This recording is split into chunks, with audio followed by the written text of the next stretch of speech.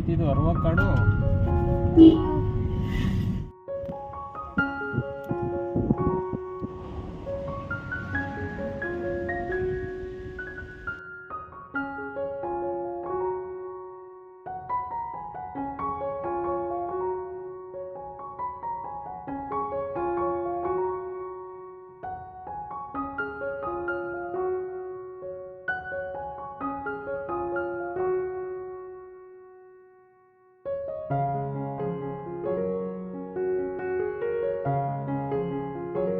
ಸ್ನೇಹಿತರೆ, good morning. ಇವತ್ತು ನಾನು ಟ್ರಾವೆಲ್ ವ್ಲಾಗ್ನ ಶೇರ್ ಮಾಡ್ತಾ ಇದ್ದೀನಿ ನನ್ನ ಚಾನಲಲ್ಲಿ. ನೀವು ಯಾವಾಗಲೂ ಯಾವುದಾದ್ರೂ ಟಿಪ್ಸ್ಗಳ ಬಗ್ಗೆ, ಹೆಲ್ತ್ ಬಗ್ಗೆ, ಬ್ಯೂಟಿ ಬಗ್ಗೆ ನೋಡ್ತಾ ಇರ್ತೀರಾ. ಇವತ್ತೊಂದು ಟ್ರಾವೆಲ್ ವ್ಲಾಗ್ನ ಶೇರ್ ಮಾಡ್ತಾ ಇದ್ದೀವಿ.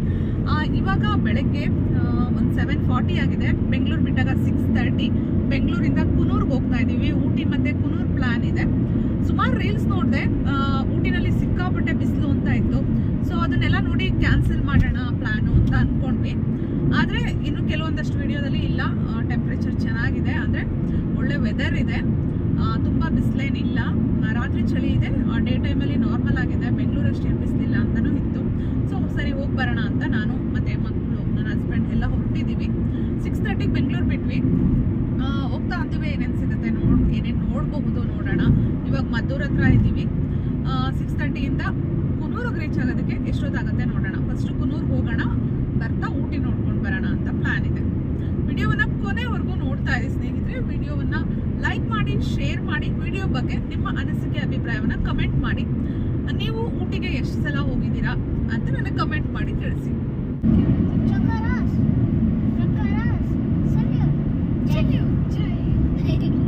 ಅದು ರೀಚಾರ್ಜ್ ಮಾಡಿರ್ತೀವಿ, ದುಡ್ಡಿರುತ್ತೆ, ಕಟ್ ಆಗ್ಬೋದು. ನಾನು ಎದ್ದಿದ್ದು 5 o'clock. ಮಕ್ಕಳೆಲ್ಲ 5:30ಗೆ ಎದ್ದರು. ಮನೆ ಬಿಟ್ಟಾಗ 6:30 ಆಗಿತ್ತು. ಬಟ್ ತುಂಬ ಬೇಗ ಹಶ್ವಾಗೋಕ್ಕೆ ಶುರುವಾಗೋಯ್ತು, ಬೇಗ ಎದ್ದಿದ್ವಲ್ಲ ಅದರಿಂದ.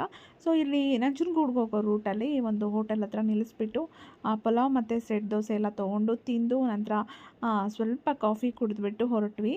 ಬೇಗ ಎದ್ದಿದ್ದರಿಂದ ತುಂಬ ಹಶ್ವಾಗ್ತಾಯಿತ್ತು. ಎಷ್ಟು ಬೇಗ ತಿಂಡಿ ತಿಂತೀವೋ ಅಂತ ಅನ್ನಿಸ್ತಾ ಇತ್ತು. ಸೊ ಫಸ್ಟು ಹೊಟ್ಟೆ ಇಂಪಾರ್ಟೆಂಟ್ ಅಲ್ಲ, ಕರೆಕ್ಟ್ ಟೈಮ್ಗೆ ನಾವು ತಿನ್ನಬೇಕು. ನಂತರ ಹೊರಟ್ವಿ. ಸ್ವಲ್ಪ ಆಗಲೇ ಬಿಸಿಲು ಜಾಸ್ತಿ ಆಗಿದೆ. ನನ್ನ ಮನಸ್ಥಿತಿ ಹೇಗಿತ್ತು ಅಂದರೆ, ಊಟಿನಲ್ಲಿ ಬಿಸಿಲು ಇರದೇ ಇರಲಪ್ಪ, ತಣ್ಣಗಿರಲಪ್ಪ ಅಂತ ಇತ್ತು.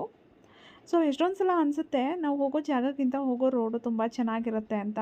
ಟ್ರಾವೆಲ್ ಮಾಡಬೇಕಾದ್ರೆ ನಮಗೇನು ಸೀನ್ರೀಸ್ ಸಿಗುತ್ತೆ ಸೈಡ್ಸಲ್ಲೆಲ್ಲ ನೋಡೋದಕ್ಕೆ, ಅದು ತುಂಬ ನಮ್ಮ ಮನಸ್ಸಿಗೆ ಸಂತೋಷ ಕೊಡುತ್ತೆ.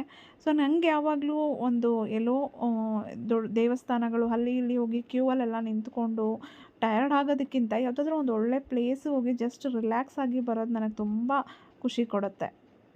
ದಿಶು, ಲಾಸ್ಟ್ ಟೈಮ್ ಬಂದಾಗ ಎಷ್ಟೊಂದು ಆನೆ, ಜಿಂಕೆ, ಕೋತಿಗಳು ಎಲ್ಲ ಇತ್ತು.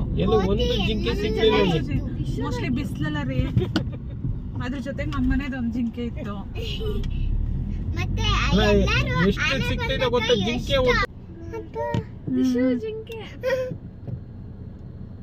ನೋಡ್ತಿದ್ದ ದಿಶುನಾ?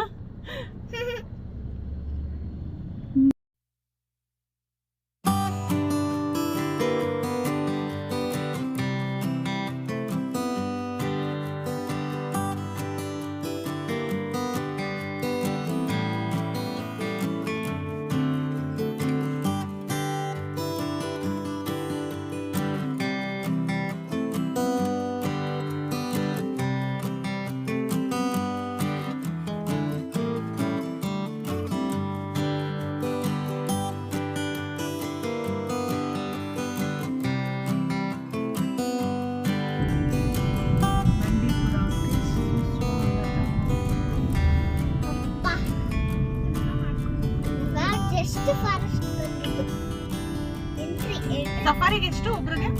700. 600 ಹೇಳಿದ್ರಲ್ಲ ಲಾಸ್ಟ್ ಟೈಮ್. 700. ಆದ್ರೆ ತಮಿಳ್ನಾಡಲ್ಲಿ ಕಡಿಮೆ ಇದೆ. ತಮಿಳ್ನಾಡಲ್ಲಿ 350. ಕರ್ನಾಟಕದಲ್ಲಿ ಎಲ್ಲ ರೇಟ್ ಜಾಸ್ತಿ. ಕಡಿಮೆ ಇಡಬೇಕಪ್ಪ ಎಲ್ಲರೂ.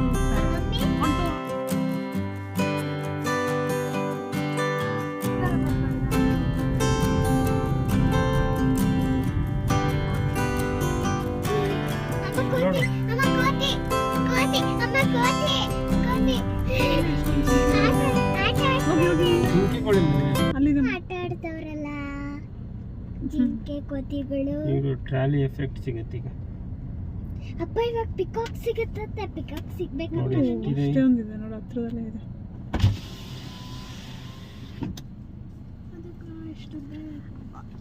ಅದು ಕೋಡ್ ಇರುತ್ತಲ್ಲ, ಅದು ಗಂಡ.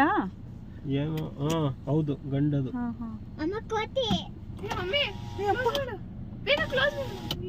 ಏನು ಕೋತಿ.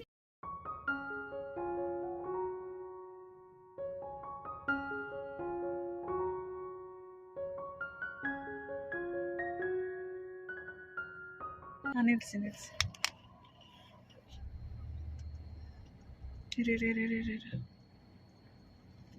ಏ ಮಮ್ಮಿ ಮಮ್ಮಿ ಅಲ್ಲೋಡು, ಮಗು ಹೆಂಗ್ ಇಟ್ಕೊಂಡು ಹೋಗ್ತಾ ಇದೆ. ನಡೀರಿ. ಈ ಪ್ಯಾನ್ ಅಂದ್ಮೇಲೆ ಹಾಕ್ಬಿಡ್ರಿ.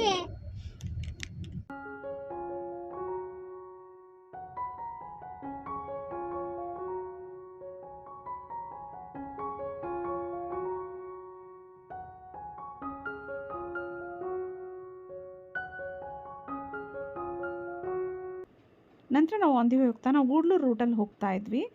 ಸ್ವಲ್ಪ ಚಾಕ್ಲೇಟ್ಸು ತಿನ್ನೋದಕ್ಕೆ ಏನಾದರೂ ತೊಗೊಳ್ಳೋಣ ಅಂತ ಹೋದ್ವಿ. ನಂತರ ಸ್ವಲ್ಪ ಚಾಕ್ಲೇಟ್ಸು ಚಿಪ್ಸು ಎಲ್ಲ ತೊಗೊಂಡ್ವಿ. ನೋಡಿ ಬರ್ತಾ ನಿಮಗೆ ತುಂಬ ಟೀ ಎಸ್ಟೇಟ್ಗಳು ಸಿಗುತ್ತೆ. ಒಳ್ಳೆ ಒಂದು ನೋಡೋದಕ್ಕೆ ಒಳ್ಳೆ ಜಾಗಗಳು ಸಿಗುತ್ತೆ ಅಂತಲೇ ಹೇಳ್ಬೋದು. ತುಂಬ ಬ್ಯೂಟಿಫುಲ್ ಆಗಿರುತ್ತೆ ಟೀ ಎಸ್ಟೇಟ್ ನೋಡೋದಕ್ಕೆ. ತುಂಬ ಗ್ರೀನ್ ಇದೆ ಮತ್ತು ತುಂಬ ತಂಪಾಗಿರುತ್ತೆ. ಸೊ ಎಲ್ಲೆಲ್ಲಿ ನೋಡೋದಕ್ಕೆ ಚೆನ್ನಾಗಿರುತ್ತೋ ಅಲ್ಲೆಲ್ಲ ನಿಂತ್ಕೊಂಡು ನೋಡ್ತಾ ಇದ್ವಿ. ನಂತರ ನೋಡಿ ಈ ರೀತಿ ನೀಲಗಿರಿ ಮರಗಳು ಸಿಗುತ್ತೆ. ಇಲ್ಲ ನೋಡಿಕೊಂಡು ಫೋಟೋ ತೆಕ್ಕೊಂಡು ಎಲ್ಲೆಲ್ಲಿ ನಮಗೆ ಒಳ್ಳೆಯ ಜಾಗಗಳು ಸಿಗುತ್ತೋ ಅಲ್ಲೆಲ್ಲ ನಿಲ್ಲಿಸ್ಬಿಟ್ಟು ನಾವು ತುಂಬ ಟೈಮ್ನ ಸ್ಪೆಂಡ್ ಮಾಡ್ತಾ ಇದ್ವಿ.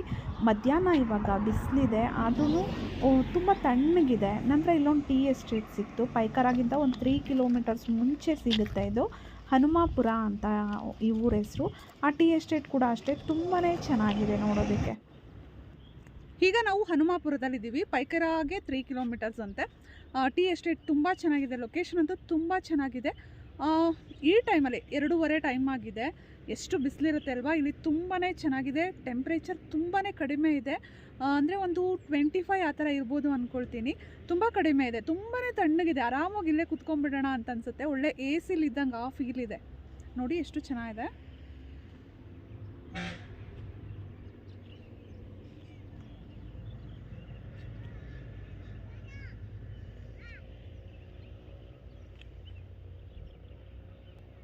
ಈ ಬೇಸಿಗೆ ಅಲ್ವಾ, ಇವಾಗ ತುಂಬ ಬಿಸಿಲಿರುತ್ತೆ. ನಮ್ಮ ಬೆಂಗಳೂರಲ್ಲಂತೂ 36 ಡಿಗ್ರಿ ಇರುತ್ತೆ.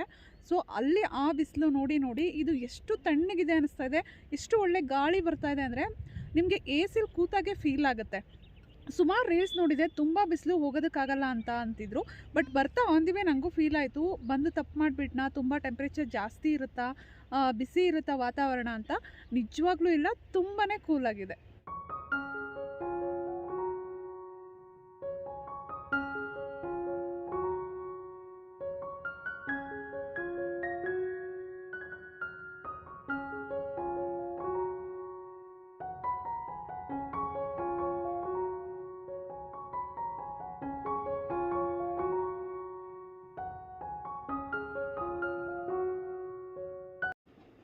ಮತ್ತು ನಮಗೆ ಇನ್ನೊಂದು ಪ್ಲೇಸ್ ಸಿಕ್ತು ನೋಡೋದಕ್ಕೆ. ವೆನ್ಲಾಕ್ ಡೌನ್ ಟ್ರಯಲ್ಸ್ ಅಂತೆ, ನೇಚರ್ ಟ್ರಯಲ್ ಅಂತೆ.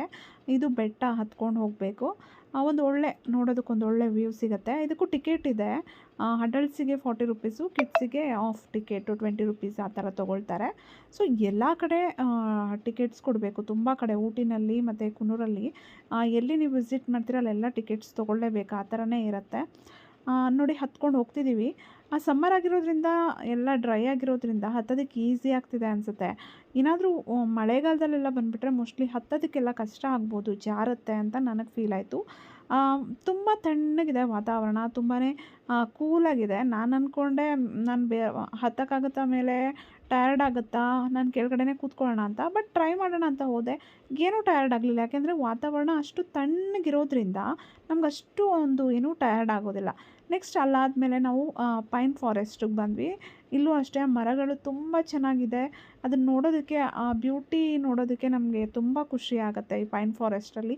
ಇದು ಕೂಡ ಅಷ್ಟೇ ಒಂದು ಒಳ್ಳೆ ಶೂಟಿಂಗ್ ಸ್ಪಾಟ್ ಅಂತಲೇ ಹೇಳ್ಬೋದು. ಈ ರೀತಿ ಪ್ಲೇಸಸ್ ನಿಮಗೆ ಇಲ್ಲಿ ಆನ್ ದಿ ವೇ ಹೋಗ್ತಾ ಒಂದು 4-5 ಕಡೆ ಸಿಗುತ್ತೆ. ನೀವು ಎಲ್ಲಿ ಬೇಕಾದರೂ ನಿಲ್ಲಿಸ್ಬಿಟ್ಟು ಅದನ್ನು ನೋಡ್ಕೊಂಡು ಹೋಗ್ಬೋದು. ತುಂಬ ಚೆನ್ನಾಗಿದೆ. ಎಷ್ಟೊಂದು ಮೂವಿಗಳಲ್ಲೆಲ್ಲ ನೋಡಿರ್ತೀವಿ ನಾವು ಇದನ್ನು. ತುಂಬಾ ಫಿಲ್ಮ್ ಶೂಟಿಂಗ್ ಇಲ್ಲಿ ನಡೆಯುತ್ತೆ.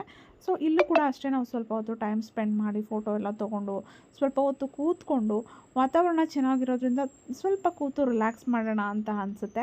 ಸುಮ್ಮನೆ ಹೋಗೋದು ಹಿಂಗೆ ನೋಡೋದು ಜಸ್ಟ್ ಬಂದುಬಿಡೋದು ಅದನ್ನು ಮಾಡೋದಕ್ಕಿಂತ ಅಲ್ಲಿ ಹೋಗಿ ಅಲ್ಲೊಂದು ಸ್ವಲ್ಪ ಹೊತ್ತು ಕೂತು ರಿಲ್ಯಾಕ್ಸ್ ಮಾಡಿ ಬಂದರೆ ನಿಜವಾಗ್ಲೂ ನಾವು ಅಷ್ಟು ದೂರ ಹೋಗಿರ್ತೀವಿ ಅಲ್ವಾ, ಅದಕ್ಕೆ ನಮಗೆ ವರ್ತ್ ಅನಿಸುತ್ತೆ ಅಲ್ಲಿ ಕೂತ್ಕೊಂಡು ರಿಲ್ಯಾಕ್ಸ್ ಮಾಡೋದ್ರಿಂದ ನಮ್ಮ ಮೈಂಡು ಮತ್ತು ಬಾಡಿ ರಿಲ್ಯಾಕ್ಸ್ ಆಗುತ್ತೆ.